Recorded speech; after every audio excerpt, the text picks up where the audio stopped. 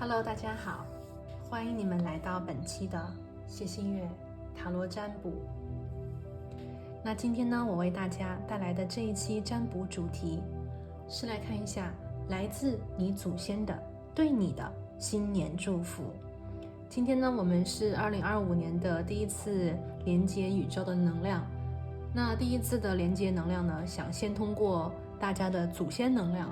来为大家去看一下你祖先想要对全年2025，也是我们全新一年的展开，想要带给你的祝福，带给大家的指引，希望能够从祖先那里获得力量，获得智慧，让我们把2025年过得更开心，过得更好，过得更加和我们期待的样子一致。那么今天的占卜呢，会结合我提前给大家抽到的一些神谕牌卡，以及我们现场会连接到的塔罗牌，我们来一起去连接来自祖先对你2025年的一个祝福和指引能量那如果你对今天的占卜感兴趣的话呢，我们就来进入到今天的选牌环节。今天的选牌呢，还是和往期一样，我呢提前的收集了一下你们的能量还有信息，然后呢把它们分别放到了你面前的这3个不同的塔罗牌组里。我们呢从左往右分别是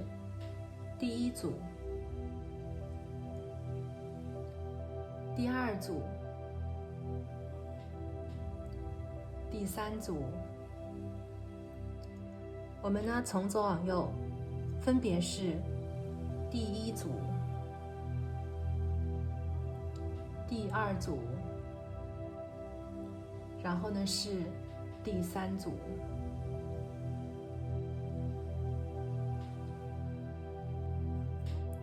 第1组牌的朋友，今天呢为你们选的能量宝石是烟水晶，今天是一个圆珠形的烟水晶。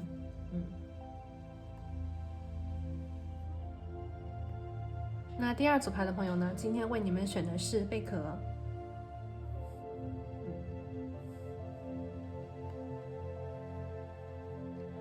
那第3组牌的朋友呢，今天为你们选的能量宝石是虎晶石。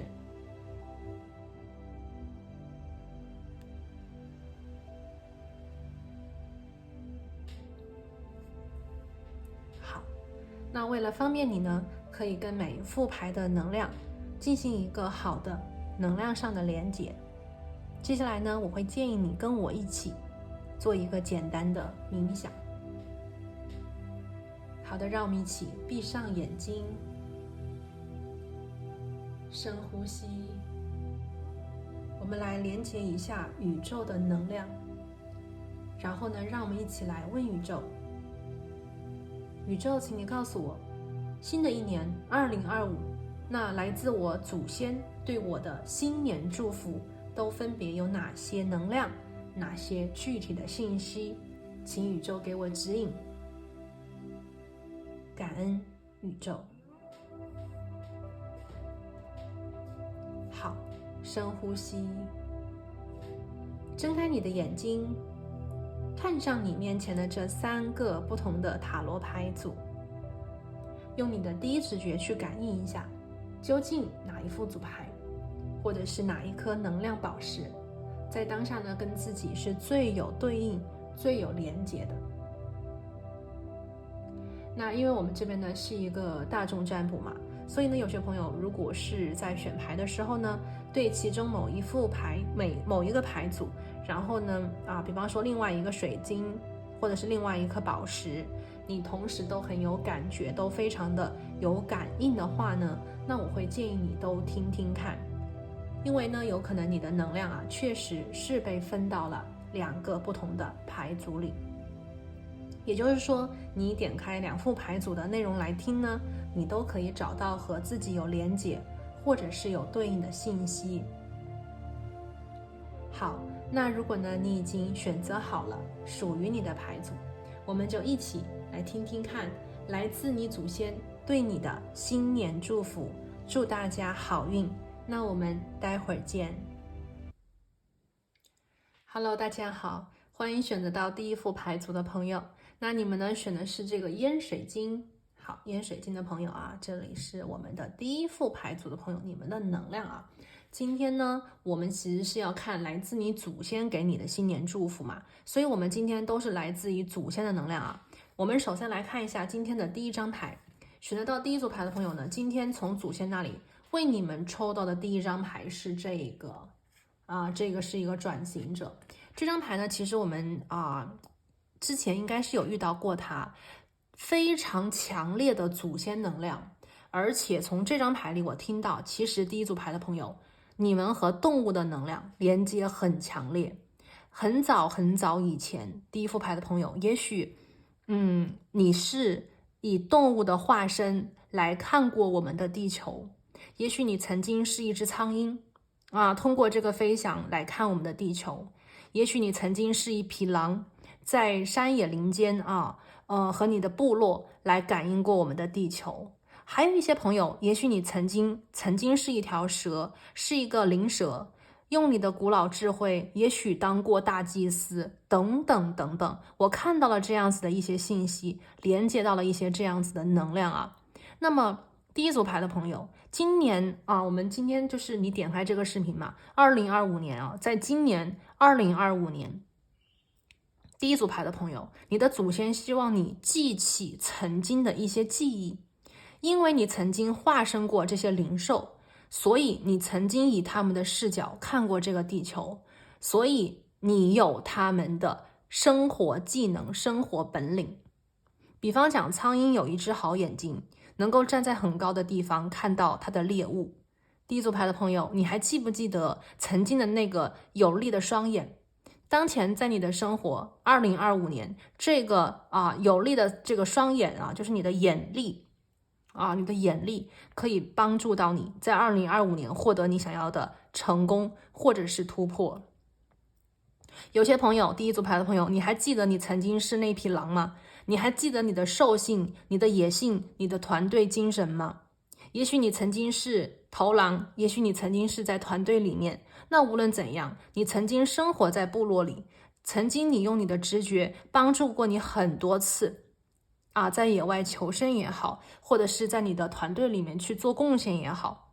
那么回到2025年，你的祖先希望你记起曾经是狼的那种力量、那种野性、那种直觉能力，去发现你环境当中的一些机遇，去发现你环境当中的危险，让自己能够轻松的避开，让自己能够有所察觉。还有一些朋友，也许你曾经是灵蛇，也许你曾经是大祭司，帮过你的王，帮过你的王后。那么作为蛇，是一个非常古老且有智慧的一个这个我们所谓的这个灵兽那么蛇的能量，它可能是一种，比方讲对待事情，它有它的思考，它有它的考虑。那么这种思考和考虑，也许是战略性的，是策略性的。那么第一组牌的朋友，你的祖先希望你记起这个智慧究竟代表着什么。有些东西对于某些比方讲不是特别有智慧的人，他可能觉得不知道怎么处理，不知道该怎么样去下手，不知道怎么样去让自己可以去比方说跨过。可是呢，有智慧的人他就知道，比方说把危机转成机遇。有智慧的人可能就会利用这个时局来帮助自己去破局。第一组牌的朋友，你还记得曾经那个聪明的自己吗？那么如果你想在2025年有所突破，有所成就的话，我觉得这种灵兽的能量是大家能量的突破口，是你去连接，就好像一个我们在讲这个机遇嘛，它就是一个门户。那么门户究竟是什么？它就是能量的入口，你走入不同的能量，显化的东西就不一样，看到的东西也不同。第一组牌的朋友，2025年你的心愿是什么？你想要看到的成就是什么？你想让自己变成什么样子的一个生活状态？又希望自己变成什么样子的一个人呢？那么来自于祖先，他给你的第一个祝福就是让你记起那个变化，让你去勇敢的去变化。这个变化有的时候你换一个角度，就像那个人他有一个那个衣服，对不对？你换一身衣服你换一身衣服，也许你就换了一个能量。当然这是一个比喻，这个衣服其实就是一个能量的化身。那第一组牌的朋友，你的祖先给你的第一个祝福就是去改变，并且发现自己的天赋。只有你做到你最擅长的事情，只有你发觉你做什么事情特别的就是特别的顺手，或者你做什么事情就是比别人做的要好，这就是你的优势，这就是你的强项，这就是能够在2025年帮助你去打开自己格局的一个我们在讲门户的能量。那么我看到这个牌我看到这张牌，我抽到这个牌，我就感觉到第一组牌的朋友2025年主动的变化，就是你主动的给自己换衣服，主动的给自己就是发生一些转变的话，你能够让自己的生活我觉得是变得更好能够让自己的生活变得更好。那么你的祖先希望你记起这个能量你本身就具足的这个天赋就是你以前就有的，你过去是你修炼过来的，你一定在某个方面特别的厉害。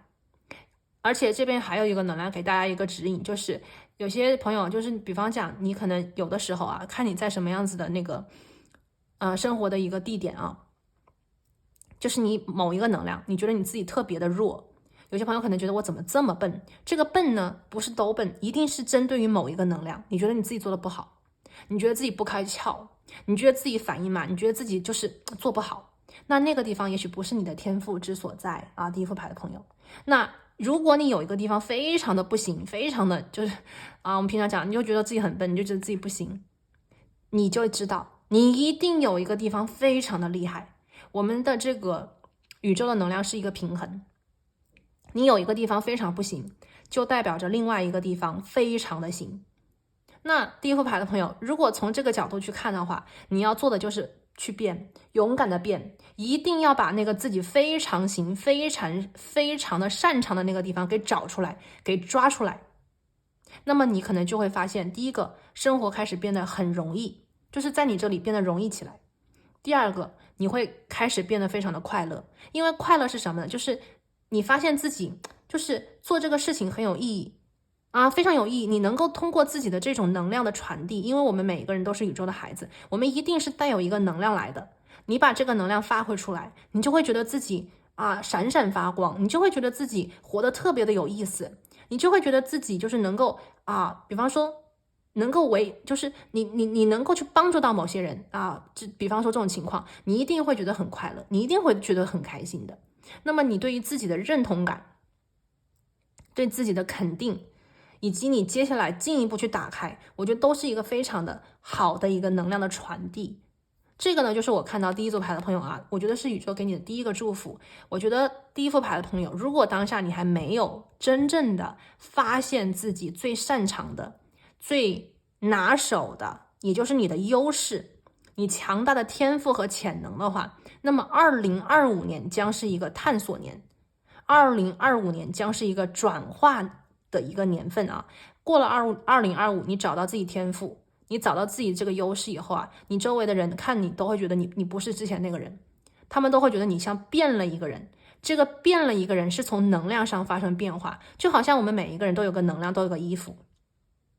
如果你不去走自己的那个能量和衣服的话，你总觉得不对，因为那个衣服不合适，对吧？也许你的衣服是比方说中码，结果你现在穿一个小衣服，你就怎么都不舒服，你就怎么都不对。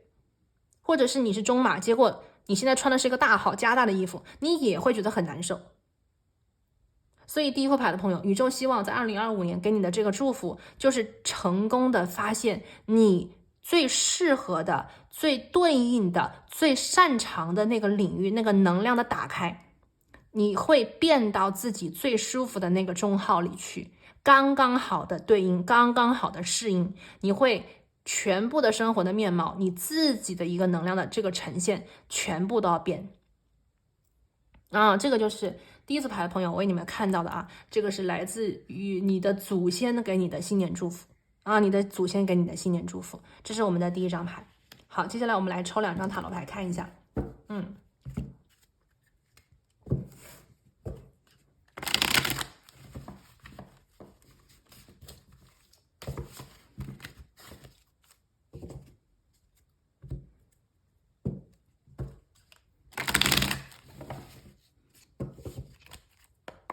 好，金宇宙给我们指引啊，第一组牌的朋友，来自祖先给你的新年祝福的第一张牌，我们看到是权杖六。哇，这张牌好啊，这张牌好，这张牌讲的是什么呢？宇宙说2025年他要祝你成功啊，你的祖先要在2025年祝你成功，你的祖先会幻化成很多你的这个托起的能量啊，你的祖先会托起你，把你给拖上去。OK， 第一副牌的朋友，我还感觉到一个能量，就像一个轨道啊。大家想一想，大家有没有去玩过那个过山车，或者是你就是那个游乐场里面那些玩的那些东西啊？就是你一定要上那个轨道，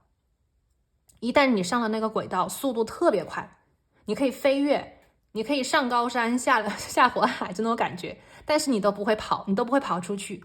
你可以往上啊，去感受那个天空的高，你也可以往下去感受那个地，去感受那个水，对吧？有的那个过山车会冲到那个水里去，就是你会有所感应的，但是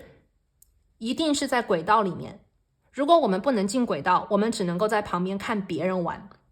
我们只能看别人成功，我们只能看别人掀起这个风云。而第一副牌的朋友，你的祖先给你的新年祝福就是把你拖入那个轨道，把你拖入你人生的正轨。那么这个正轨，这个轨道，这个包裹你的东西就是你的天赋和潜能，一定是你的天赋，一定是你的潜能，一定是那个真正的自己被，就像那个你看我们这里有一个都是包裹住你吧，就整个就打开了，打开以后你就会呈现一个新的自己，那才是真正的你，和这个轨道刚刚好的贴合，和你的天赋刚刚好的契合。你会拿起一根权杖，这个权杖代表着权力，代表着实力，代表着勇气，你将挥舞它。大家想那个魔法师，你将挥舞它，显化自己想要的人生，显化自己想要的这个理想，显化自己想要的一个目标。这张牌代表着我觉得是舞台上的成功。所以第一组牌的朋友，我觉得你的祖先对你的新年祝福也有一种很旺你，很助你，要把你推上轨道，要把你推到那个舞台。那么在这个地方，第一副牌的朋友啊，如果你的这个2025年你的理想，你的心愿，你的订单跟舞台有关，跟人，就是很多那个观众啊，或者很多听众啊，很多这个就是有人要关注你的话，你需要很多人气的话，那么这个也是祖先要给你的一个祝福，他会给你人气，他会给你很多的关注，就是周围的人会关注到你，他会给你一个舞台这个是我们今天看到第一张塔罗牌。好，我们继续。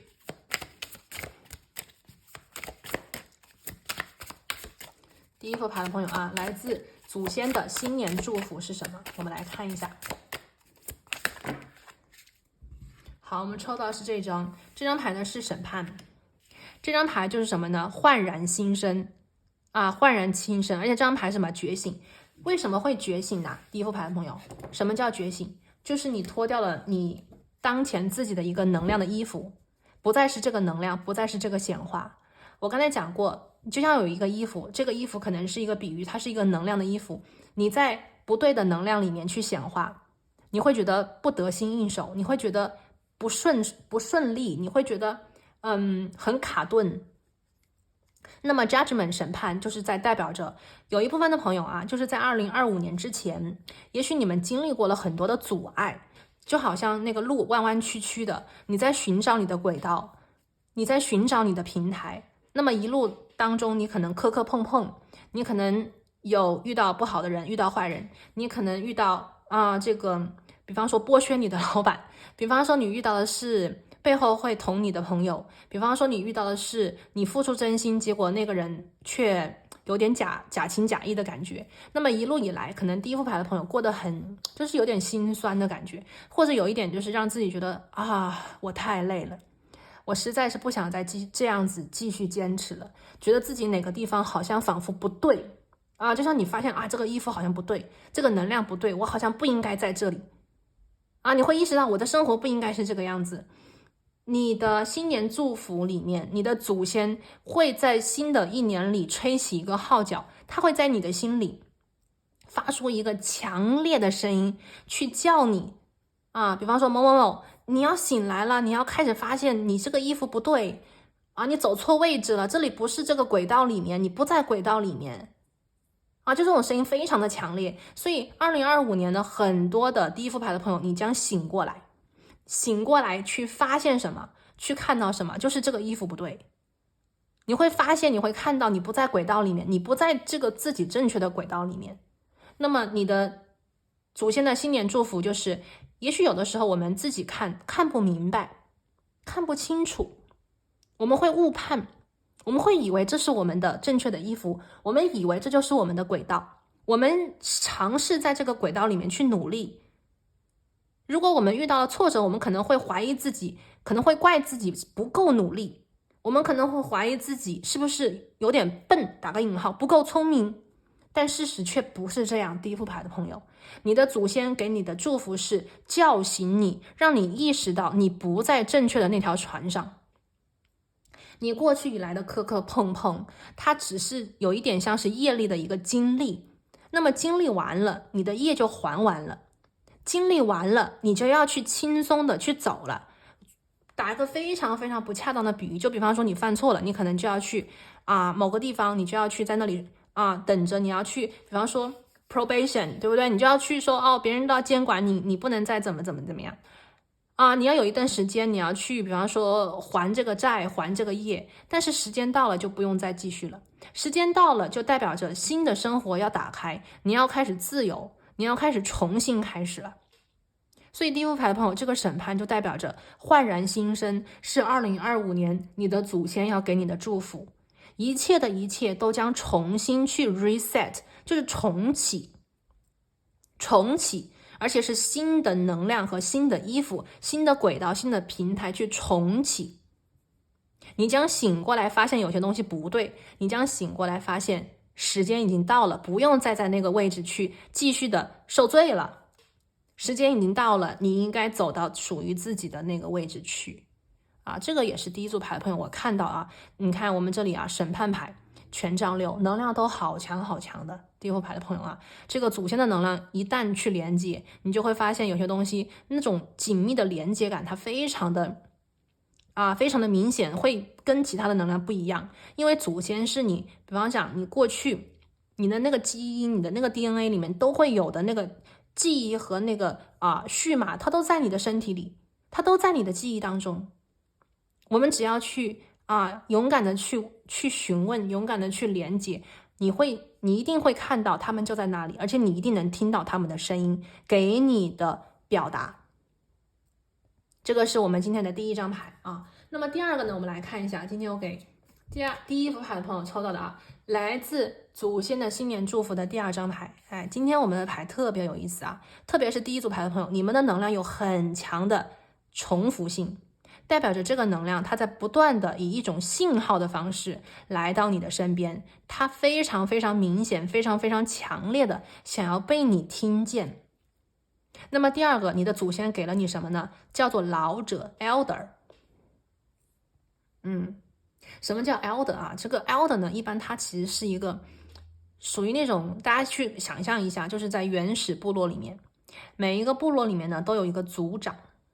这个族长呢他一般都有自己的帐篷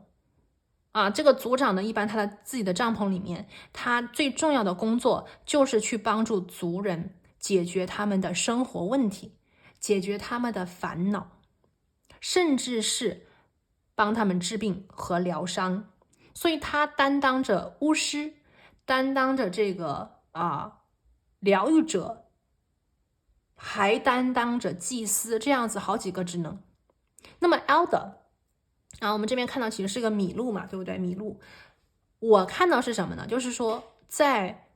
2025年你的祖先呢希望你能够去想起，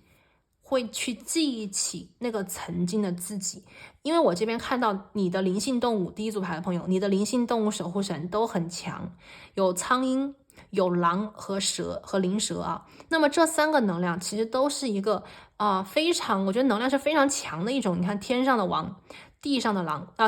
地上的王，那个蛇呢它比较有神秘感，一般都是充当祭司这样子的一个灵性动物那第一副牌的朋友，这么强的能量，如果把你放在一个很普通的地方，我觉得你的光芒是没有办法去打开的。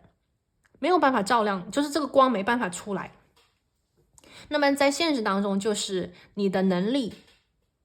没有办法发挥啊，你的能力没有办法发挥，或者是你在试图着走入一个不适合自己的地方。为什么这样讲呢？因为这个 elder 啊，他一个部族里面，一个部落里面，其实就一个啊，就那么1个2个人。所以第一组牌的朋友，其实你们是少数，你们是少数。这个少数代表着你们要走不同的路，你们要做不同的事。当然，你们的心理、你们的想法、你们的这种能量也肯定是非常特别的。那么这个 elder 祖先是说，其实你是可以成为领袖的啊。那我们在这个现实当中，就是你其实是应该是做的比一般人好的，你应该是充当一个领导者的，你应该是充当一个去领导，然后呢是帮助其他人这样子的一个能量的。那么第一副牌的朋友，你想一想，你现在是领导别人吗？还是你在被人领导呢？如果你是被人领导的话，你可能会觉得自己，比方说被别人打压，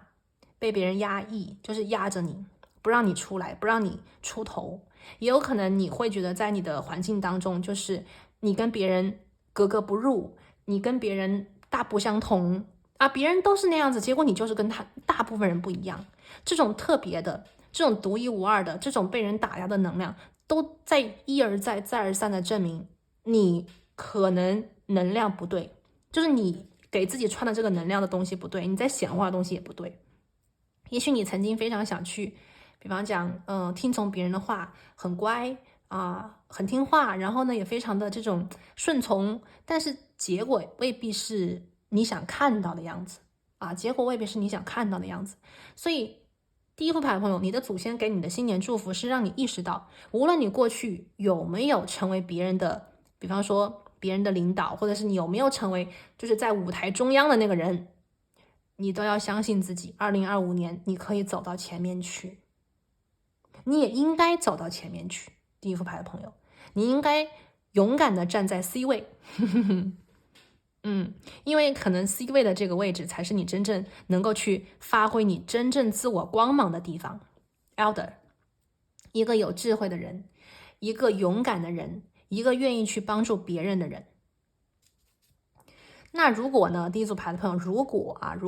如果说有一部分的朋友，你们在2025年这个过渡的时间里面，你们已经开始隐隐约约的走入了一个，比方说你喜欢的领域，走入了我刚才讲的一个你觉得特别擅长，你也很喜欢，你也很想在这个地方深入探索的这样子的一个环境里的话，那么呢，2025年你的祖先要给你的祝福就是去相信自己，相信自己可以在这个你喜欢的领域，相信自己可以在你选择的这条路里面可以做得很成功。那么 Elder 的能量呢，进一步的去确认了你前方的路将会是光明和成功，你前方的路将会是让自己可以去进一步的扩大、扩充，或者是更高这样子的一个整体的一个方向。2025年，当你回过头来，你会发现你已经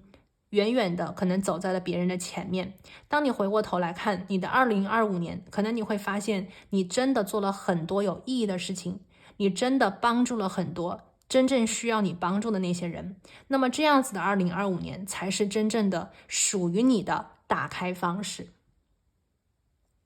最后一张牌，我们来看一下最后一张牌。那么最后一张牌呢，给大家抽到的是这个女祭司。这个女祭司呢，她是一个可以平静水这样子的一个女祭司她的神力是能够平静水。那么今天非常巧合的就是我今天刚才讲，就是第一副牌的朋友有很多重复的能量这个重复的能量呢，就在于这个麋鹿的角在于这个麋鹿的角，我们可以非常清楚的看到我们的第二张牌，这个老者它是一个麋鹿，对不对？其实是一个神兽来的。那我们最后呢抽到的这个女祭司，她的头上也是麋鹿的角这两个能量是完全重叠的。这个女祭司的这个麋鹿的角代表的是什么呢？就是天线。这个天线是干嘛的呢？就是去连接来自宇宙的高频能量。那么这个能量来到你的身边，通过你作为导管传递到了你这里。那么第一组牌的朋友，你要做什么？就是从你这个地方把能量给我们今天的这个水，给地球的水，当然了，也要给地球的土，就是给地球嘛，给地球，然后给水。这张牌呢，就是我看到的啊。我觉得第一副牌的朋友，其实你们也有很多人属于你们的真正的这个，比方说你们擅长的，或者是你们的那个轨道，也跟疗愈有关系。通过你的特别的能量、特别的天赋去疗愈一些人。你看这个阴嘛，阴呢，其实它是一个神圣的一个灵性圣药它一般讲的都是这个眼力，就是你的那种远见，你的那种思想，也许能够成为别人的帮助你可以通过这种阴的能量去从你这个地方传递，然后去帮助那些人。从思想去稳定别人的情绪，解除别人的焦虑，或者是帮别人解决问题，像什么法官律师像什么精神领袖这种都是阴的能量那么你像这个狼的能量，对不对？这个就是在很多的人群里面，就是在很多的一个团队，肯定不是一个人。狼的最大的能量就是它是一般情况下都是要走入那个部落的嘛。那第一组牌的朋友，我们刚才看到权杖62025年，如果你进入到团队，进入到这个族群，进入到组织 ，OK， 进入到我们看公司什么平台舞台对吧？剧院等等，你进入到这种平台以后，你就会发现你自己的能量能够幻化，就是从你的高频可以幻化成大家都能接受的。你可以在舞台上然后一个人，然后就是面对很多人去疗愈他们。你的能量非常的强第一组牌的朋友，你看你的这个头顶之后，就是这个一轮明月一轮明月，它代表着潜意识。你潜意识就是有这种能量去连接到一些信息，通过你来传递给这个宇宙。而且你的疗愈的能量，第一副牌的朋友非常的平静、安宁和祥和。那么你的这种平静的能量就能够让更多的人去接受，让更多的人呢能够得到感应。所以我们今天这个能量是平静的自我调节和管理，并且以这种方式去帮助更多的人。第一组牌的朋友，我觉得你的祖先要给你的新年祝福，在2025年是让你平静自己的能量，让你解除掉很多之前的焦虑，审判牌，解除掉很多之前的恐惧，解除掉很多之前的可能你背负的一些烦恼，或者是包括我们这边的物理的比方说什么债务什么危机什么难题什么官司，就这些东西会在2025年有一种解除。那么解除之后呢，你会更加的自律，你会更加的知道，比方说这个分界线在哪里，你会更加的明了自己接下来的路要怎么走。对自己约束的人，越约束的人，其实有的时候他能够获得更多的自由，因为他知道了这个边界感他知道这个边界感，他一旦知道这个边界感以后，他就知道怎么样在边界里面去完成自己的这个力量，或者是在这个边界里面去完成他所谓的超越边界的一些成就。其实在我们的地球，边界或者是这个所谓的一个限制，它是一直都在的。我们的身体就是我们最大的限制第一副牌的朋友，我们的身体是我们最大的帮助，我们的身体也是我们最大的限制。但是在有限的能量里，在有限的环境里去创造无限的可能，就是我们作为这一世的人能够去做的最厉害的成就，或者是给宇宙最大的一种能量的传递。我们每一个人都是宇宙的孩子，我们每一个人都在传递和承接来自整体还有宇宙的意识。我们不是一个人，我们从来都不是单独的个体，我们其实每一个人都跟这个世界，都跟这个宇宙紧密的相连。当我们的科学越发达，当我们能够证明的事情越多，我们就发现很多巧合，我们就发现很多的联系，我们就发现之前古人所讲的那些东西能够去应验它们，或者是印证它们。也许有些东西它一直都存在，也许有些东西它一直都是对的，只是我们后来才知道原来它真的是对的，对不对？好，我们来看一下最后今天的2张塔罗牌选得到第一副牌的朋友，首先我看到的是愚人牌，然后我看到的是权杖10。天哪，好，这两张牌讲的能量也很好啊，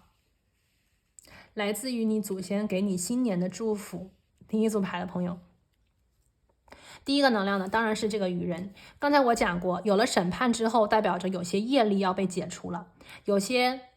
烦恼要被撤销了，有些那种我就感觉到有什么债务啊、官司啊，或者是什么税呀，我还听到这种东西包括这个贷款呐、压力呀、紧张啊，还有别人可能有些人之间的一些事情，就是要解除了。那解除之后呢，你就轻松了；解除之后呢，你就终于没有包袱了，你就没有负担了。第一组牌的朋友，危机也解除了，烦恼也解除了。那么你的祖先给你的新年祝福就是去帮助你跨越。我刚才讲进入新的轨道，这个轨道是什么感觉？就是你相信你的新的轨道在哪里，你相信你的人生在哪里。因为这个愚人就是什么？强大的信任。也许前方的路现在还不知道究竟是水路、是陆路还是空路，就像我们现在看到的，也许你还不知道你2025年会是阴的传递，用阴的能量，用狼的能量，还是用灵蛇的能量。但是呢，第一组牌的朋友，我相信在你的心里一定是有一种强大的信任感，就你知道你要变了，你知道你要转运了，你知道你的生活要变化，要发生很大天翻地覆的变化了。这种信任将为你打开全新的能量，也就是我们这里看到的愚人，一个看起来好像有点傻傻的，有点不顾一切的，但是却很有智慧的一个愚人。我们在讲大智若愚，对不对？大智若愚。第一组牌的朋友，2025年会是这样子的一个一年，你的祖先想要带给你大智若愚的智慧，让你去相信这个无限的可能哪怕你这里有很多的限制，但是你却能创造无限的可能。愚人牌完全是新的世界，新的开始，新的自己，焕然新生，对吧？我刚才讲焕然新生，我们就来了那么第二个是什么呢？焕然新生是为了什么？第一组牌的朋友，我看到了你肩上的责任。刚才我看了第一组牌的朋友，你们一定是有非常厉害的能量的，你们一定有很厉害的天赋，天赋给了你，不是白给的不是白给的。你来之前，你跟宇宙领了这个天赋，宇宙把这么厉害的天赋给了你，你肯定是有责任的。所以责任来了，权杖10。2025年第一组牌的朋友，你将焕然新生，你将成为一个完全不一样的新的自己。别人再看你都不认识你了，别人再看你都觉得你好像从里到外都变了。原因是什么？原因是你的责任要变了。如果第一组牌的朋友，之前的你是一个小职员，之前的你还是一个学生，2025年就是扛起这片天的一个时间段了从这里开始，你将扛起一份责任，你将扛起一片天，你将扛起属于自己的你的天赋之路里面的责任和使命。你将真正找到你是谁，你为何显化到了这一世，这一年的地球。你将真正的找到如何去疗愈自己，疗愈地球的方法。你将对自己，我觉得是更加多的一种约束，就是对自己更加严格，因为你知道你想做什么，你知道你能做什么。当你有了责任，你就开始不会再像以前那样子随意或者是随便，你将更加注重的是你和他之间的关系。这个他包括你最近的人们、环境，还包括你现在还没有遇到，你甚至还没有踏足的那些人、那些领域和他们之间的环境还有关系。从2025年开始，第一组牌的朋友，你的世界将会变得更大，你将关注更多的不同的族群，你也将找到跟你息息相关、跟你紧密相关的这个族群，去成为他们的领路人，去成为他们的光的同时，你也将承载起去帮助他们、去治愈他们的责任这个真的就是我看到第一组牌的朋友，我们今天所连接来自你祖先对你的新年祝福。那么在这里呢，就祝所有第一组牌的朋友祝你们在2025年找到自己的天赋，发挥自己的潜能，在2025年获取你希望的成功。那我们今天呢就讲到这里，我们下期再见，拜拜。Hello， 大家好，欢迎选择到第2副牌组的朋友，你们呢选的是这一颗贝壳这个贝壳好放这边。今天呢我们要来连接的是新年里来自你祖先的祝福。那今天呢第2组牌的朋友，我们连接的是祖先能量嘛。首先呢让我们来看一下连接到你的祖先，在你全年2025年的开启之际，你的祖先想要对你的祝福。我们今天的第1张牌是什么呢？今天呢第2副牌的朋友，我为你们抽到的是这个就是药师。这个牌的能量很强，而且很全。我们首先来看一下，认识一下这个牌里的天使吧。这个天使呢是大天使 Raphael。 这个大天使呢在天使界他就是著名的神医，他是神医，他可以帮助任何的人、任何的神去医治他们。大家看一下这个神医，或者是大家去看那个大天使 Raphael 他手上有一根权杖，这个权杖的形和图腾是不是特别的眼熟呢？因为在西方的救护车上，一般我们都能看到这个图腾，它就代表的是治愈。所以我们的这个图腾，你看这个翅膀的权杖，2条蛇，它已经沿用到了我们现代的医疗、抢救、救护车等等方面医院都会有这个图腾的。所以大家就可以看到今天我们的第1个能量来自祖先，是有关于医疗的一个能量，对不对？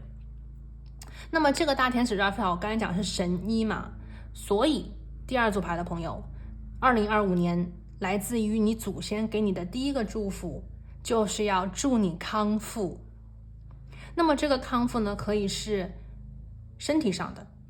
可以是精神上的，也可以是情感上的。那么对应在身体上的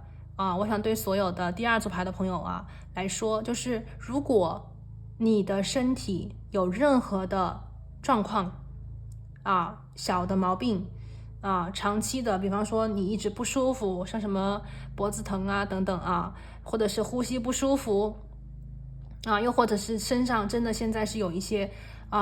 需要去做的这个康复那么2025年你的祖先要派天上的神医帮你康复。所以呢，请所有的当前有任何的病痛的朋友，请你们放宽心，好好的去坚持下去。2025年会有人来帮你，有可能呢你会在2025年遇到非常好的适合你的治疗方案，也有可能在2025年你会遇到非常好的医生来帮你痊愈，来帮你康复。请大家保有一颗积极的心态去坚持下去你要相信自己一定是可以康复的。那么2025年你的祖先派来了神医帮你第2个呢，就是如果说有些朋友这个牌呢我也听到，就是如果你觉得最近就是你精神状态有些朋友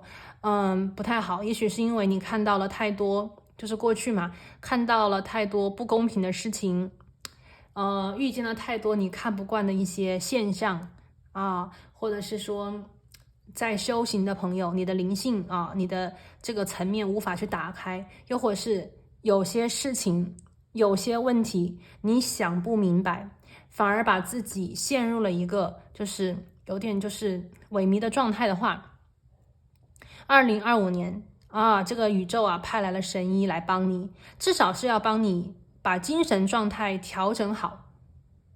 然后呢再来面对和解决这个是第2个。最后一个呢就是感情方面感情方面是这样子的，如果说第2组牌的朋友在情感方面你有任何的伤痛，无论是来自于童年，来自于原生家庭，来自于情感爱情方面那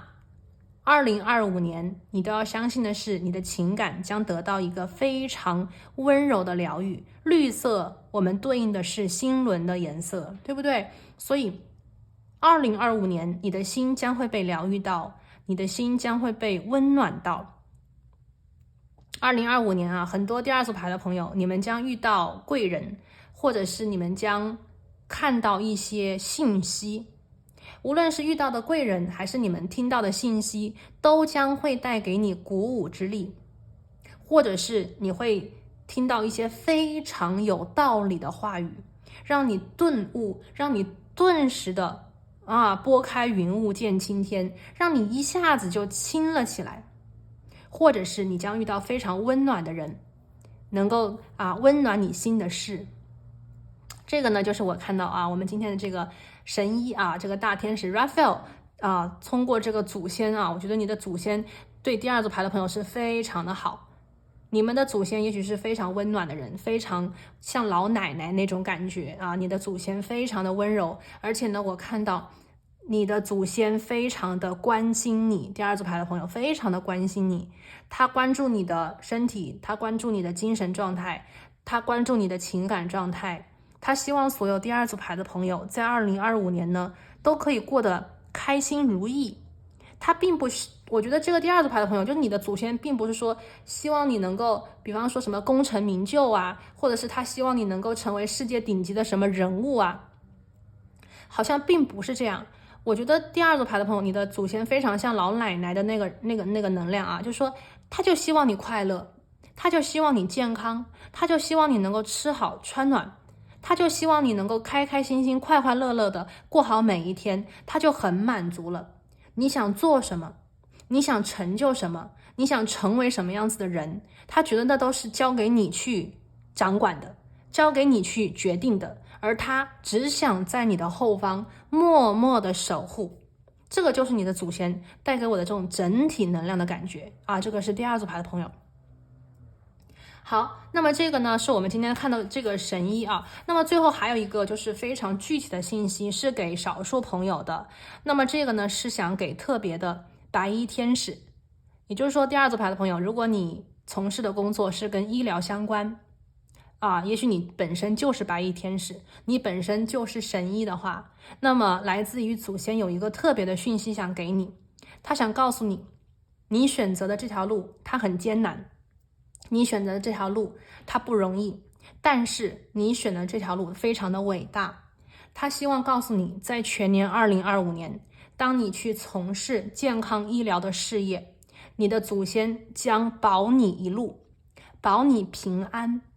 也许对于很多其他的人来讲，平安并没有那么直接的那种感觉但是对于从事医疗工作的朋友，我相信生死在你们的面前可能是非常近的一件事情，而平安对于你们来讲也非常的重要。你的祖先知道你要做很多很多很伟大的事情，你要帮助很多很多的人，所以第一个他想守护你，他想祝你平安。无论你是在手术台上，你是在面对比方说非常恶劣的病毒，那么你的祖先都要守护你，他都会守护你。来自于天上的神医，来自于你祖先的力量，都会有一束光芒围绕着你，保护着你，把你罩在这个中间。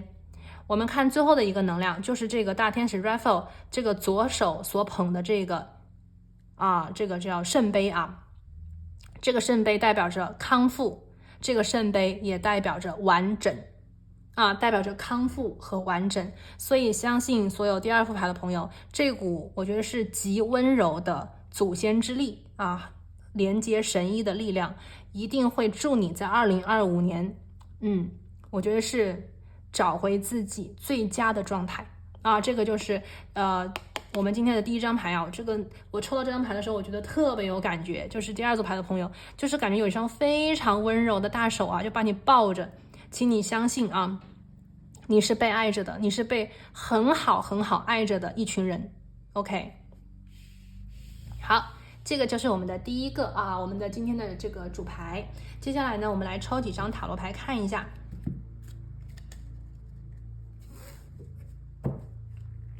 我们来洗一下牌。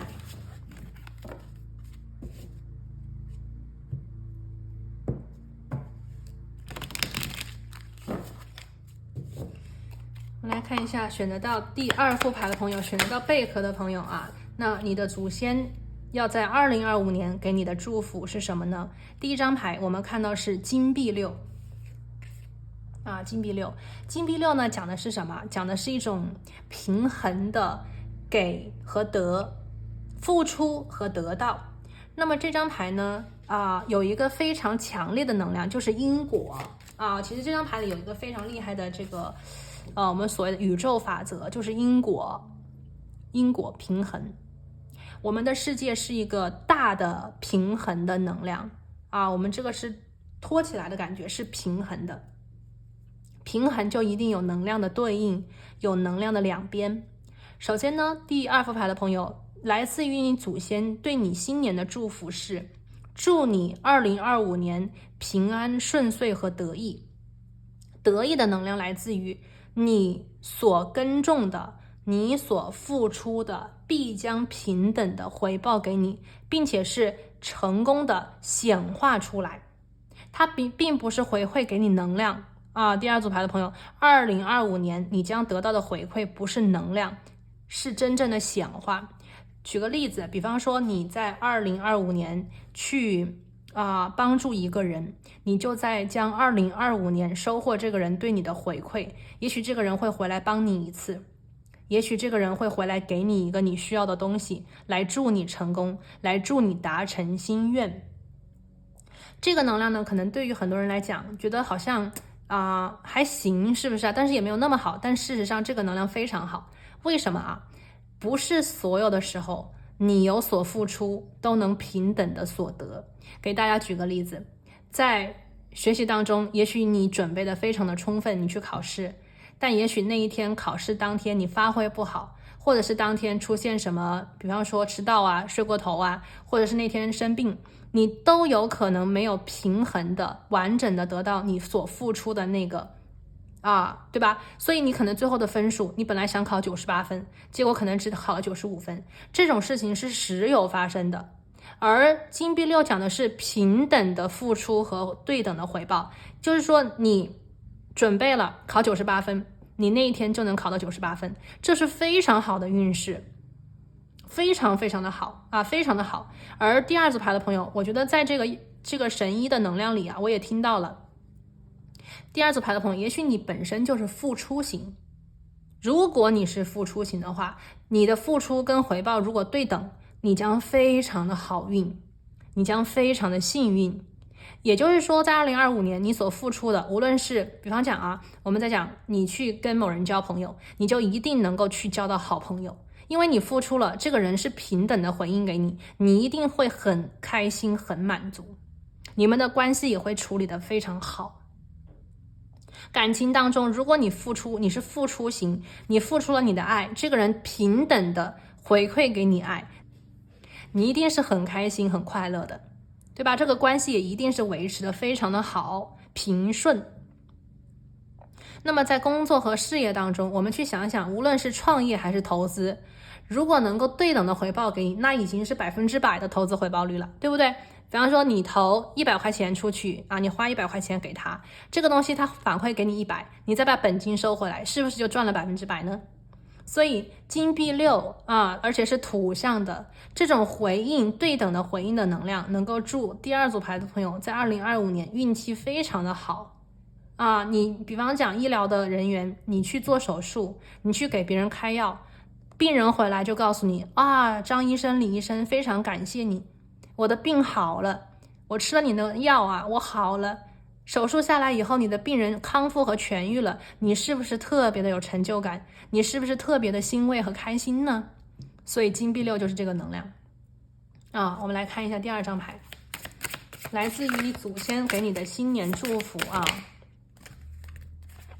好，第二张牌呢是宝剑9风向的。这张牌这张牌我看到是什么呢？我第一个连接到的能量叫做护栏。这个护栏是一个屏障，它隔离的是黑暗和光明它隔离的是黑暗和光明，它是一个边界感，它是一个边界线。那么这个能量跟我刚才看到的可能是有一定的吻合的，就是那种把黑暗阻挡在门外，让好的东西过来。那么它也是一个过滤器啊，它是一个门栏，它也是一个过滤器，来帮第二组牌的朋友，我觉得是在新的一年里，你的祖先想要给你的一种很睿智的保护。因为是风象，是宝剑，它讲的是什么？它讲的是宝剑之光里的真相和平衡啊，宝剑的能量啊，是真相之光，是平衡对等的光明。真相代表着第二组牌的朋友，在新的一年里，你的祖先要给你的祝福是给你睿智，让你看到事情的本质，看到事情的真相，从而你可以更好的去采取行动，来帮助自己显化最好的结果，而不是迷惑你的双眼，而不是让你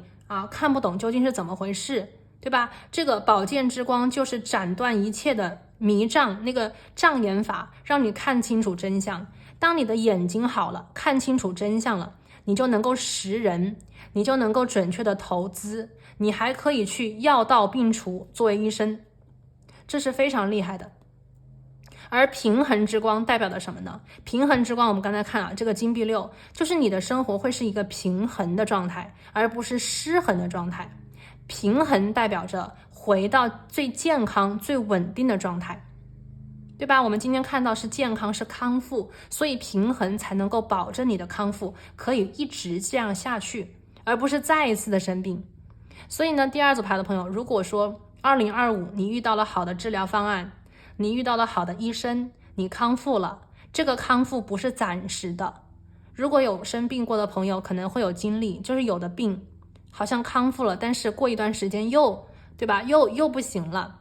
那么这样子就不算真正的平衡，而平衡是保持在平衡的状态里去。所以第二组牌的朋友，你要看到的是你的祖先不仅在2025年要给你康复的治愈，还会让你保持在这个被治愈平衡的状态里，所以你是可以一直这样健康的下去的。那么健康了，你就可以去做自己想做的事，去看自己想看的风景，去爱自己想爱的人，对吧？这个是我们的宝剑9。好，讲到这里呢，我们来看一下今天的第二张牌卡。今天的第二张牌卡呢，我给大家抽到的是烟熏仪式。这张牌其实之前我有做过真正的烟熏仪式啊，在那个视频里。烟熏仪式的重点是清除、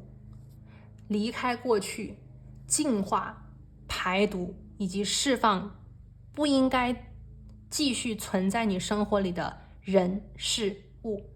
那整体的一个能量就是在讲我觉得就是像那个驱离嘛，对不对？那么这个烟熏仪式它也有3个不同的能量层级。第一个，生活环境、物理环境。你的祖先呢，他给你的祝福是让你2025年的环境变好，这个环境很重要。一个好的种子放在很好的土壤里，这个就是它的环境，生长环境，它可以长得很好。那么这个种子如果只是一般的种子，放在好的环境里，它仍旧有很大的概率可以长得好，因为它的环境能影响它，能滋养它。对应的一个很好的种子，如果放在一个不怎么好的环境里，甚至是恶劣的环境里，这个种子无论它的基因有多好，它都长不大，长不好。这就是环境的重要性。而第二组牌的朋友，你的祖先给你的新年祝福里，是在2025年驱逐不好的能量，为你带来轻巧的光明的环境。这个环境一旦好了，第二组牌的朋友，你就成功一半了。那么这个环境有一部分的朋友对应的就是对应在这个位置里，能量里，有些朋友在2025年可能会换物理环境，比方说离开这个搬家生活环境、居住环境，比方说换办公室，这个是工作环境，比方说换学校、换教室、换那个桌椅板凳，这个就是改变了你的学习环境，对不对？那么最后一个人际环境，我们跟什么人在一起很重要，他们会影响我们。每个人的时间，一天是24个小时，现在都更短了。在有限的时间里，你跟什么人在一起，你就会跟他说什么话，你就会听他说什么话，你有可能会学到那个人的能量，吸收那个人的能量。这个人的如果能量好，你就会被带着越来越好，带着越来越高。这个人的能量如果低，你就会被他污染，你就会跟他一样被毒吸引，就是被毒浸染。这个毒可能是一个比拟，就是能量里的毒。比方说这个人很懒惰啊，经常迟到啊，比方说这个人他不讲卫生啊，比方这个人他非常的贪婪啊，爱占小便宜啊，时间久了你就有可能被他影响。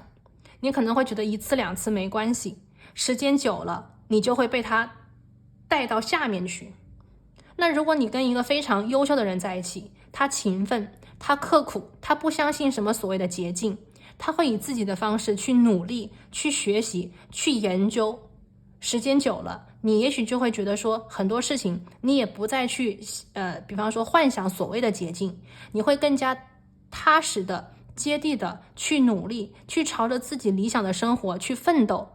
那么时间久了，你就会发现你越来越好，时间久了你就会发现自己离自己的目标越来越近。优秀的人吸引优秀的人啊，这个是能量相互吸引的法则。好，这个是我们的烟熏仪式啊。所以说到了烟熏仪式这个位置呢，从灵性的角度来看的话，如果说第二组牌的朋友，你最近没有听到你灵魂对你的声音，你失去了你的内心给你的生活未来的方向感的话，那就说明你需要烟熏仪式来清理自己的能量磁场。当你的能量能够被烟熏仪式净化干净之后，你将非常清晰的、明了的听见你的灵魂对你的诉说，对你的细语。你将非常清楚的能够听到你的心对你的向导，他在告诉你什么东西使你温暖，什么东西能使你快乐，什么东西能使你更加热情热烈的去爱你的生活，爱你的环境，爱这个地球，爱这个宇宙。所以烟熏仪式也许对第二组牌的朋友来讲，也是2025年啊你会遇到的一个事件。也许有这样子的一个事件能够让你的能量清理排毒，无论是你去做烟熏仪式也好，还是你去接近我们的大自然也好，其实我们有的时候想要自己的能量重新与天地的灵气去连接，也非常的简单。比方说走一走海边的沙滩，能够去亲近一下大自然，而不是每天让自己沉浸在那种我们所谓大城市的污染里面。也许你会到清静的地方，或者是到寺庙里面进修，或者是你可以去做一些冥想，或者是时不时的让自己进入到瑜伽这样子的一些环境里，不断的让自己的能量去净化，去升级。那么2025年你的祖先也许也会送给你一些这样子的机遇机遇很重要。好，那么最后一张牌呢，我们来看一下这个是我们今天抽到的最后一个给大家抽到的牌卡，就是这个双生火焰。这张牌抽到以后呢它一定是有它特别的意义的那么这个意义呢，我们要回到我们的第一张牌，就是这个大天使 Raphael。 大家不要小瞧这个神医不要小瞧这个神医。这个神医呢，他不仅是神医，她同样也是一个媒婆这个是天使界的媒婆为什么呢？因为这个 Raphael 他就是那个眼力特别好嘛，他可以看到那个比方说病痛在哪里，然后他就用他的神力去药到病除。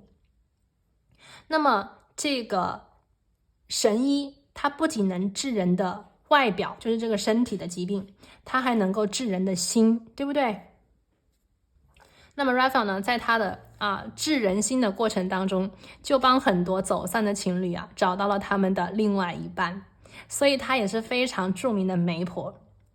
当一个人呢情感当中比方说没有跟自己爱的人在一起，可能就也会容易陷入到情感的伤痛里那么他要治他的心，就得帮他去找这个人。好在呢Raphael 的眼力非常的好而且他也有神力嘛，所以呢他可以非常轻松的非常容易的去帮助那些感情当中走失的情侣。那么今天呢，我们最后的一张牌抽到的是双生火焰，双生火焰就是我们前世的灵魂伴侣啊，灵魂的另外一半，他在前世跟我们是非常有缘的，而双生火焰是从来没有真正的分离过的，因为你就是他，他就是你，你们分享着灵魂的一半一半。我们抽到了双生火焰，代表着来自祖先给第二组牌的新年祝福，你将在2025年有机会再一次的，我觉得是近距离的和你的双生火焰重聚。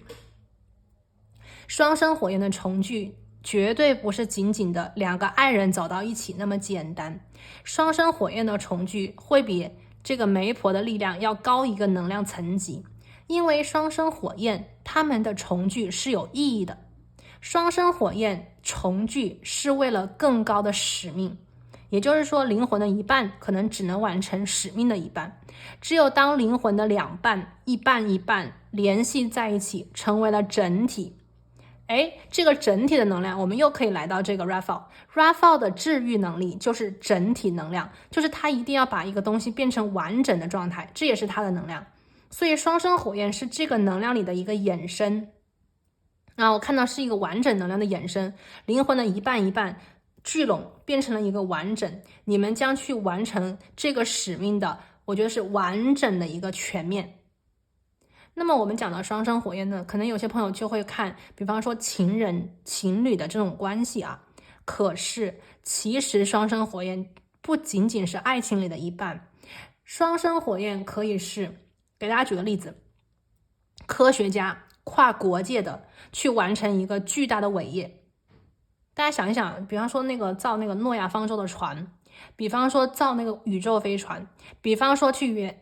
研究什么什么病毒，它都是跨国界的科学家聚在一起，去为了那一个项目，为了那一个人类的伟业去努力去奉献。他们在研究的期间可能会有很多强烈精神的碰撞，去突破所谓的极限，去攻克所谓不可能攻克的难题，这都是双生火焰非常容易连接在一起和存在重聚的地点。还有一个就是音乐家和作词者音乐家和作词者。那么音乐家呢，他可能会在音乐方面非常有天赋，有造诣，他能够编曲非常美妙的音乐。可是如果想要这个音乐真正的触碰人心，把它流行到全世界的人们的心中，也需要一个很棒的造词的人或者是作词家来给这个音乐赋予人类能够听懂的一个，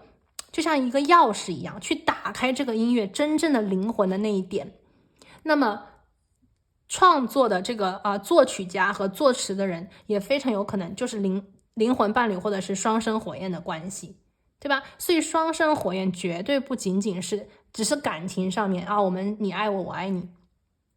双生火焰它的能量非常的高，它存在的意义也非常的高，一定是两个人非常的有默契，非常的同频，两个人是相互彼此的认同，我认同你，你也认同我，两个人灵魂是100%的契合的。那么他们在一起就是要完成和成就很大很大的一件事情一定是对人类有非常重要意义的一件事情。那么我们今天的双生火焰，我们看中间有一个老虎，代表着热情 passion 代表着热情。所以我觉得其实2025年对于第二副牌的朋友来讲，康复之后有好事在等着你有好运在等着你。我觉得2025年先康复自己，无论是从身体上、精神上、情感上，先让自己康复，然后呢，你会遇见一个很特别的人这个是2025年第二组牌的朋友，来自于你祖先给你的新年祝福，他希望你能够记住，让自己好好的康复，然后呢，你会遇见一个特别的人，这个人是你的双生火焰，你会和你的双生火焰一起去完成一件伟大的事。2025年你将过得非常的精彩，你将过得非常的有热情。好，最后呢，我们今天的最后2张塔罗牌，我们来看一下来自祖先给给你的新年祝福。好，我们这边打开的牌，第一张牌圣杯八，第二张牌太阳牌。圣杯八典型的辞旧迎新的能量啊，而且呢，圣杯八讲的是情感的离开和展望未来啊。圣杯八它讲的是情感啊，这个呢，我听到是被埋藏在深处的情感，要得到一次能量的释放，被压抑的感情，没有得到抒发的感情，或者是被压抑住的感情，将在2025年得到一次就是流出来了，就像那个水阻碍住就淤住，淤住则会生病。而感情，我们看那个水疏通和疏导，水就可以流出来，流出来水就活了，水活了水就好了，那么这个身体就好了，病就好了。所以呢，我今天看到第一个就是情感得到了一次舒展，情绪得到了一次完整的释放。那有些东西就是这样子啊，我们放不下，离不开，断不了，可能也是因为情感没有得到抒发。那么2025年第二组牌的朋友，你会有一次机缘来抒发出自己被压抑很久的感情，你会和月亮的能量同步。月亮的能量是什么？我们看月亮的能量啊，从新月走到满月，从满月到残月，再到新月，它是一个周期。那么你预计的感情就像是这个月亮的周期，它要走过这样子的周期。当前一个阶段的新月走完这个周期，也就是1个月以后，就会迎来新一个新月。在第二个新月的这个能量点，你将获得新生，你的情感将得到真正的舒展和释怀，你将从黑夜当中被解放出来，迎接自己生命的太阳。OK， 那么这个太阳它所代表的是 life transformation。什么叫 life transformation 啊？我们看塔罗里的死神，它讲的是转型，可是那种转型非常的痛苦，可以这样讲，因为它是黑暗的，是死神降临，不得不去变化，由生到死，由死到生。而太阳不同，太阳是生长。什么叫生长？从种子长成树苗，从树苗长成参天大树，对吧？从花蕊到小的那个果实，从果实变成成熟的果实，这些就是太阳的变化，是太阳的生长带来的生命的转型。所以第二组牌的朋友，2025你的祖先带给你的祝福是祝你成长，通过成长的方式来让自己发生重要的变化，来让自己更加的，我觉得是成熟，来让自己更加的完满，来让自己更加的贴近，我觉得是灵魂的完整。因为我们这边看到了双生火焰，所以灵魂的完整也会是2025年宇宙还有祖先共同带给你的新年祝福。那么在这里呢，就提前祝第二组牌的朋友，祝你们好运。那我们今天呢就讲到这里，我们下期再见，拜拜。Hello， 大家好，欢迎选择到第3副牌组的朋友。那你们呢选的是这颗虎晶石。好，今天呢我们要来看的啊是新年2025，来自你祖先给你的新年祝福。我们要在年头2025去为大家连接你祖先的能量，看看你的祖先究竟对你在2025年有怎样的祝福，有怎样的一个指引，来帮助选择到第3组牌的朋友去更好的打开你的2025。好，那我们在开始之前呢，先来看一下今天第3副牌的朋友，我为大家抽到的第1张牌，也是我们今天的能量指引。今天呢，第3副牌的朋友，我为你们抽到的是巫师。我们首先来连接一下巫师的能量啊。这张巫师的牌，我听到的信息也是与德有关，与灵有关。我们看这个巫师，他的耳朵呀，他的这个头上戴的东西都是带有这种铃铛的。巫师很多时候他做的法事里面是要用这个音频的抖动做出的那个声音来驱魔，来净化，或者是通过声音的频率调整比方说他要去治愈的这个人他的频率，调整某个人的状态，去帮助或者是治疗。今天我看到的是与德有关，与灵有关。这张牌呢，巫师其实是把我们带到了一个很远古的非常的传统的一个神秘的部落里，这样子的能量里去。所以呢，我感觉到就是这种能量和我们现代社会之间会有很强烈的这种距离感。那么第三组牌的朋友，我听到你的祖先其实他有一种力量是穿透性的，是穿越性的。他希望你在2025年想起回忆起那个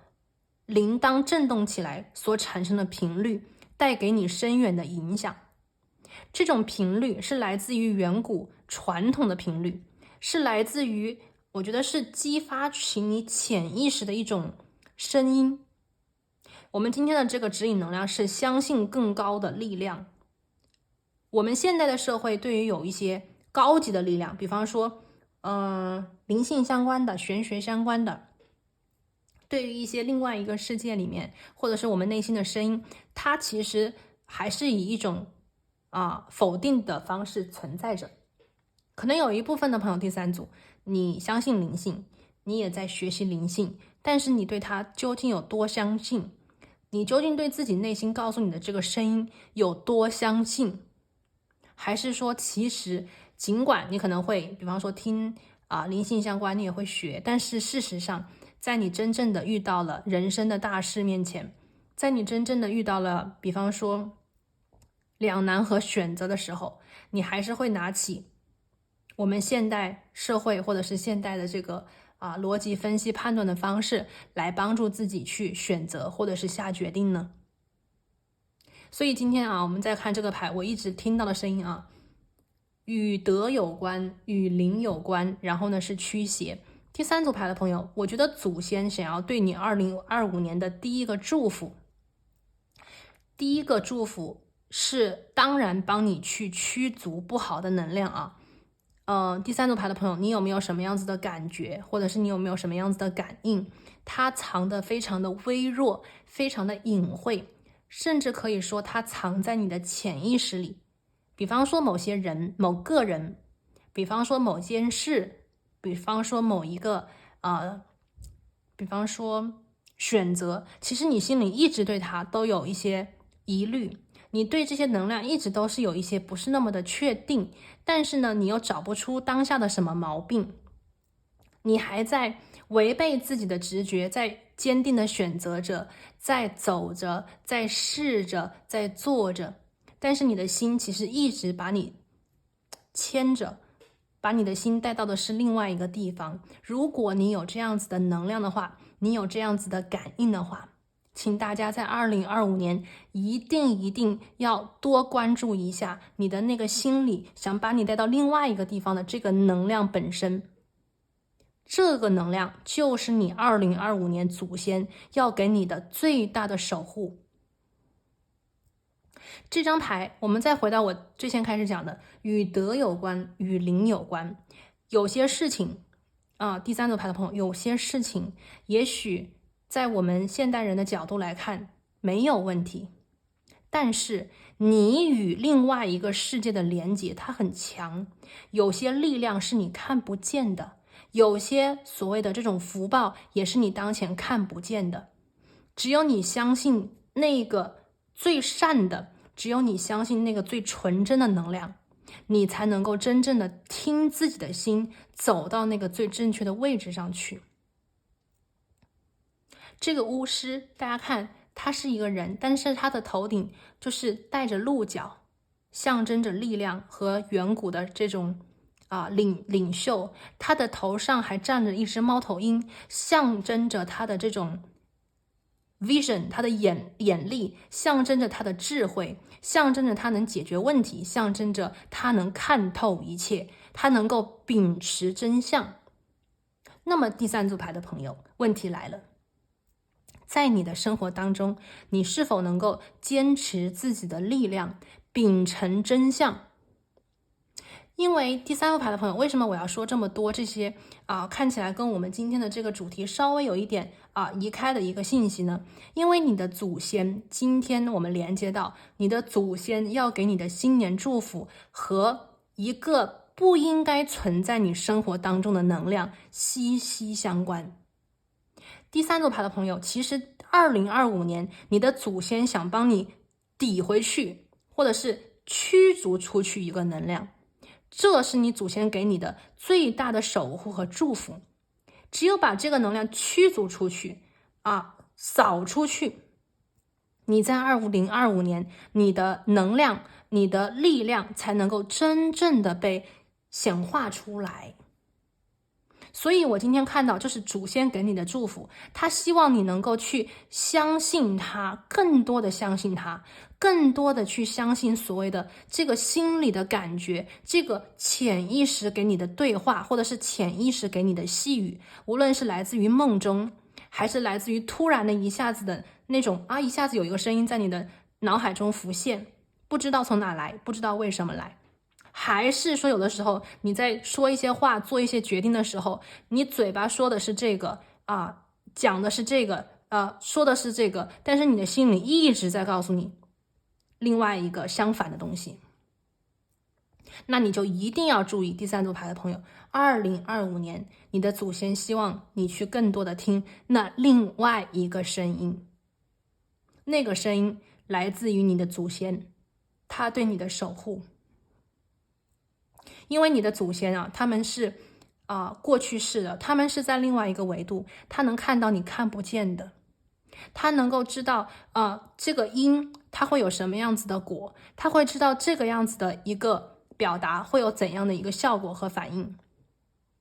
你的祖先想保护你，第三组牌的朋友，你的祖先想守护你，你的祖先想把你的力量，你真正值得的东西带回你的世界。那么这张牌其实也在讲，就是第三组牌的朋友，你的力量你的祖先想在2025年把你的力量从另外一个世界帮你带回来。如果当前第三组牌的朋友，你觉得自己其实挺好的，那么你要知道，其实在你的祖先眼里，你值得更好的。如果当前第三组牌的朋友，你觉得自己不够好，那么你的力量就被一些人，就被一些事给拿走了，你知道吗？而你的祖先当前就想把你原本的力量从另外一个能量磁场当中帮你找回来，还给你。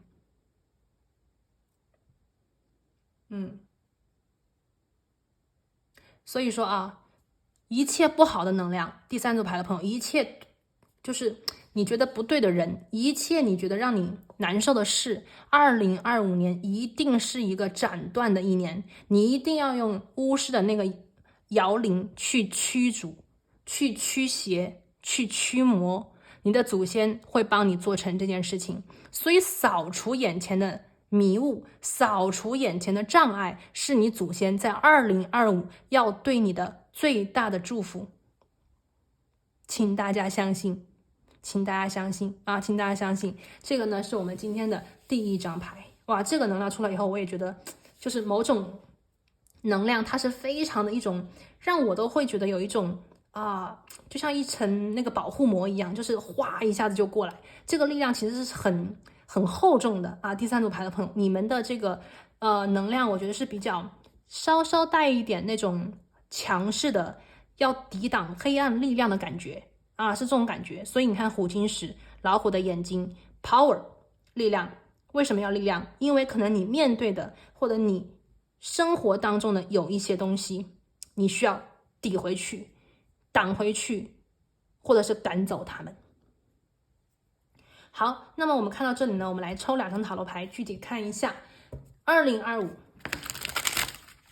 OK，来自祖先给你的新年祝福。我们来给第3组牌的朋友抽2张塔罗牌，具体的连接看一下啊。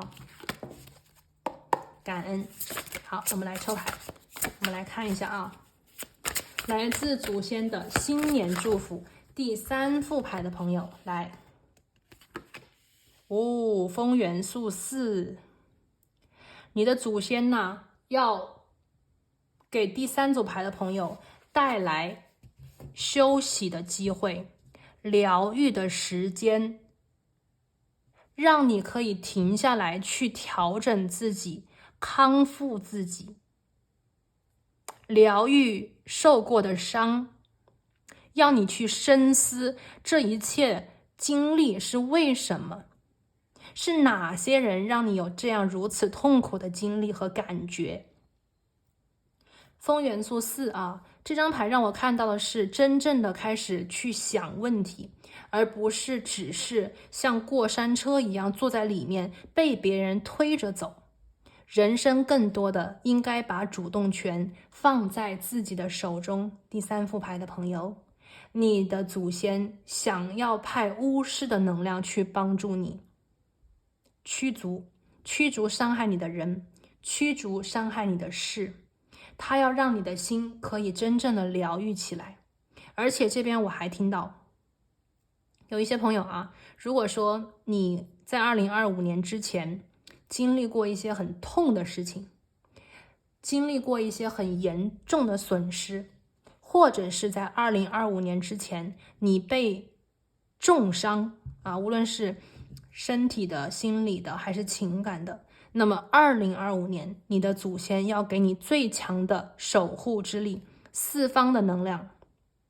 ，4个宝剑把你围在中间啊，就像巫师的能量一样，他要把你围起来。我们今天这个风，很多风，你看宝剑是风，铃铛是风，羽毛是风，用风的元素去保护你，去守护你，用风的元素幻化成光的宝剑去驱逐不好的能量，让你能够在爱的环境里去安静的休息，安静的沉思，安静的去重启。这是第1张牌。好，这个第3组牌我们今天能量很深啊，感觉很深。来，第2张牌。来，第2张牌我抽到是这个，来自祖先给你的新年祝福。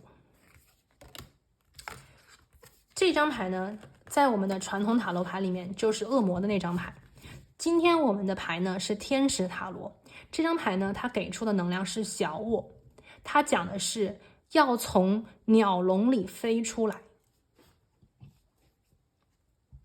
那么2025年第3组牌的朋友，你将脱离一个牢笼，这个牢笼有可能是物质世界带给你的束缚和枷锁，因为你需要在物质世界得到你要的东西，从而被别人拿走了本属于你的力量。也许你会陷入某些框架和逻辑，自己走不出来，还在里面受伤。你的祖先要在2025年帮你驱逐这种恶魔带给你的枷锁的能量，让你能够脱离这个恶魔给你的牢笼，让你长出一双翅膀，从笼子里飞出来。第2个能量，2025年来自于你祖先给你的祝福，是希望你脱离对某个人、对某件事情强烈的依赖感。这种依赖感，也许你短暂的会得到一种安全感，或者是觉得好像有指望了，觉得好像自己安全了。事实上，这种强烈的依赖反而是一种幻境。这种强烈的依赖根本就不可能长期的给你带来你要的结果，你要的生活，你要的生活状态。相反的，某个人、某件事在以画大饼的方式承诺你根本你未来不太可能遇到的那个美好的幻境，从而把你困在某一个能量磁场里面把你困在某一个能量磁场里面，它反而在索取你有的东西。你以为你靠着它能够得到你要的，事实上它反而在吸你有的东西。所以第三组牌的朋友，2025来自于你祖先派来的强大的巫师，这个巫师非常的厉害，是强大的巫师，他非常的，你看他的表情非常的严肃，甚至我们可以看到他有一点紧张，他有一点严厉。为什么？因为他看到了这个魔的能量啊，他看到了这个魔，他看到了这个不好东西，他要工作。你看他这个是什么？这个是他的那个胸前的那个大鼓，他要敲，通过这个鼓的震荡啊，通过一种频率，他要驱魔，他要驱赶魔灵。你看他这里的身上有很多的铃铛，他要驱赶，他要守护，他要帮你调频。所以你看第三组牌的朋友啊，非常强烈的一种，我觉得是黑色的能量啊，就是如果你感觉到有这种灰色的，或者是你觉得自己可能被某一种能量限制了，2025你的祖先啊要带给你翅膀，你的祖先要带给你守护，他要让你看懂，他要让你明白，他要救你啊，他要救你。好，我们来看一下今天我们的第二张牌啊，这个是我抽到的，这个是来自于祖先啊给你的祝福。我们的第二张牌是 Talking Stick。这张牌呢是什么？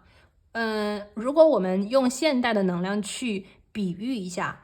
说话棒就是我们的话筒。祖先要在2025年给第三组牌的朋友赠予你们说话棒。这个说话棒呢，在古老的部落里啊，它其实充当的就像一个话筒。那么你拿着这个说话棒，在这个部落里面，你是有机会，就是那种老者或者是智者是有机会去演讲的。他们要说，他们要分享，他们要教导。当你手中有了这个说话棒，那么你将会有一种仪式感。这个仪式感就是当你拿到这个说话棒，你就要说真话，你就要说心里话，你就要谨慎的去选择你每一句话的用词，因为你要想这个话说出去会对村里的部落的人们有什么样子的影响。你不能够说太漂亮的话来骗别人，你也不能说太，比方说消极的话来让大家觉得好像没有这个没有希望。所以用什么样子的语言，说如何怎么样去表达，说什么话，就会是你拿到这个说话棒以后，你将钻研的，你将用心的打磨的你的沟通的能力。所以从这个能量大家可以看到，2025来自于你祖先给你的第二个祝福是帮你提升你的沟通能力。当你有了说话棒以后啊，其实第三组牌的朋友你可以看到2025祖先给你的祝福并不是让你害羞，让你犹豫不决，让你后退，反而在这样黑色的能量和黑暗的力量的这个能量里面，希望你拥有自己的勇气，希望你能够站出来为自己发声，或者是为一群人发声。他希望你能够走到舞台的中央，拿起这个说话棒，用你的语言去表达自己，用你的语言去保护自己，同时用你的语言去疗愈自己。你要通过语言去重塑你对自己的信任，去允许你让你的思想清晰明了，认同自己的观点，你的立场，并且赞同自己，允许自己当下的一个感情的一个感受。有的时候我们其实在不允许自己有如此的感觉，就好比明明你不开心，你很难过，但是你知道好像流眼泪会被这个人再一次的否定，或者是你的发声对方不会真正的就是比方你这样说的话，你的温柔可能对方不会真正的认同，那么你就要去认同你自己的感觉，告诉你真正此时的你的一个状态，并且用说话棒去拿回你的权利。凭什么呢？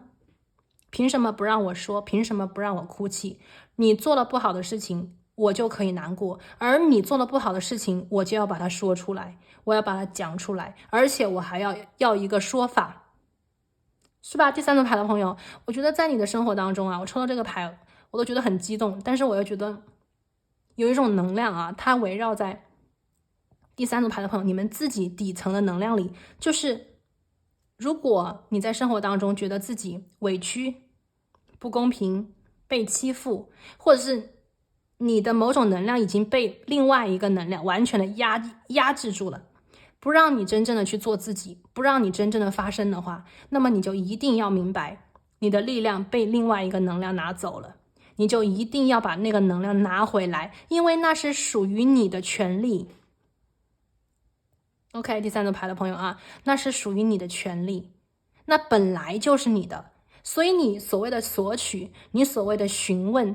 那是理所当然，你并没有要求太多，那是你应得的。那么在第三组牌的朋友，你们的能量里啊，宇宙会在2025年派给你像巫师一样强大的同盟者，像巫师一样强大的咨询者，或者是厉害的人，你要去主动的询问，要去跟他们沟通，要让他们和你站在一起，成为你的同盟，去助自己达成所愿，去助自己拿回自己的力量。那属于你的公平，那属于你的说法，要在2025年发出它的声响，说话棒。这样子，你将重新建立与自己的关系，更加健康的关系，更加认同的关系。这样子，你将从宝剑四的这个保护的能量环里面，我觉得是醒过来，站起来。这个是我们今天看到的第2张我抽到主牌。那么最后呢，我们今天的这个能量一共有3个不同的能量层级，来自祖先给你新年的祝福。我们的第3张牌来给大家看一下。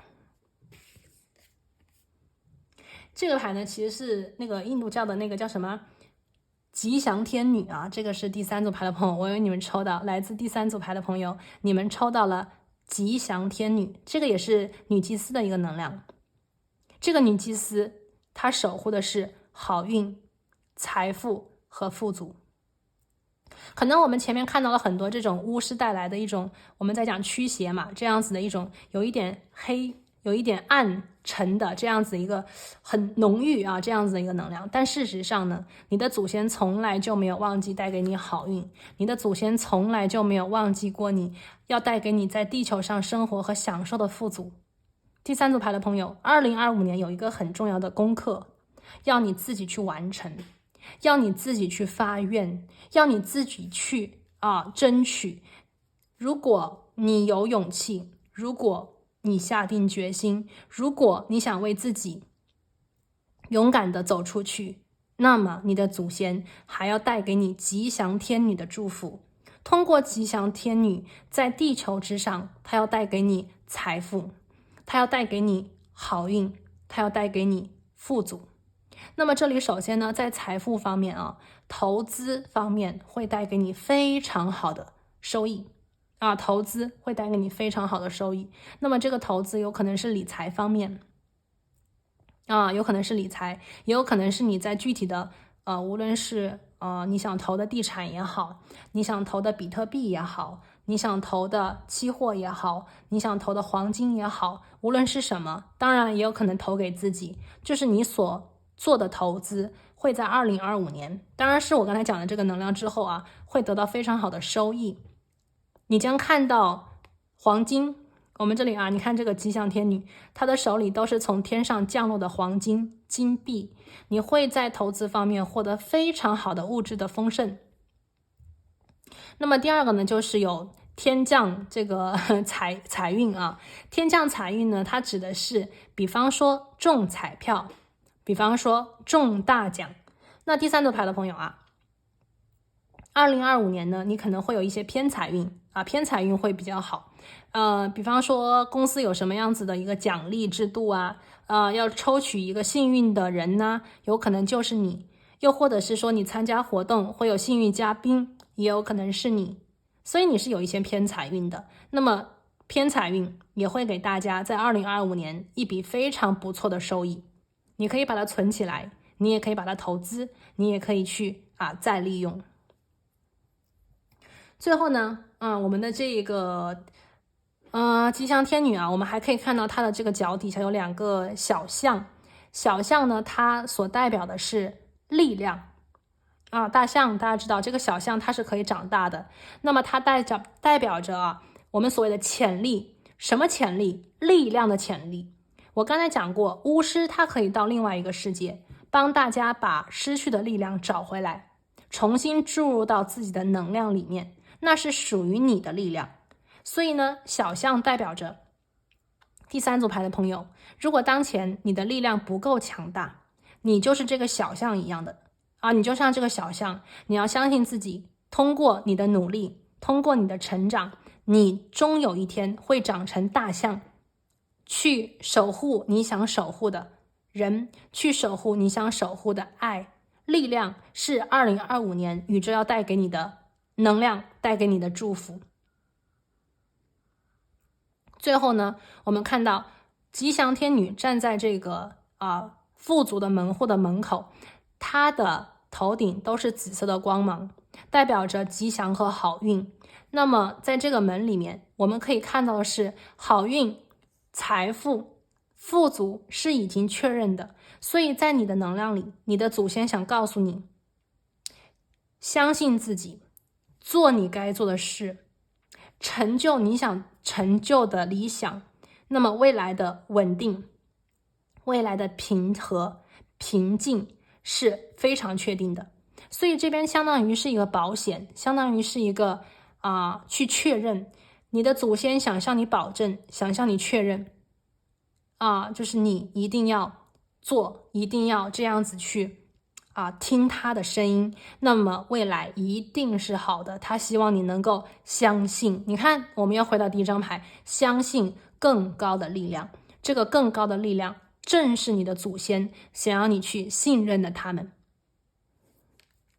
好，我们看到这个地方呢，今天这是我们的主牌，我们来最后抽取今天的塔罗，我们来看一下具体的信息。好，我们来看一下OK， 第1张牌风元素7，哇，今天全是风向的第3组牌的朋友。第2个呢是风元素8。好，首先呢，我们来看一下今天的风元素7。风元素7呢，你的祖先要给你的一个新年祝福。新年里面我觉得第3组牌的朋友，宇宙其实是想让你去有所觉知，有所观察。他会在2025年给你更多的声音和提点，他希望你能够不仅听取的是这个时代这个社会教给你的这一层逻辑，他也希望你能够勇敢的去相信我们现在所看到的表面之下的本质来自于更高能量更高维度给你的指引。他希望你有这个意识，做什么事情都要有一份谨慎和小心，因为你的祖先他会在2025给你提点嘛，他会给你很多的提点。所以呢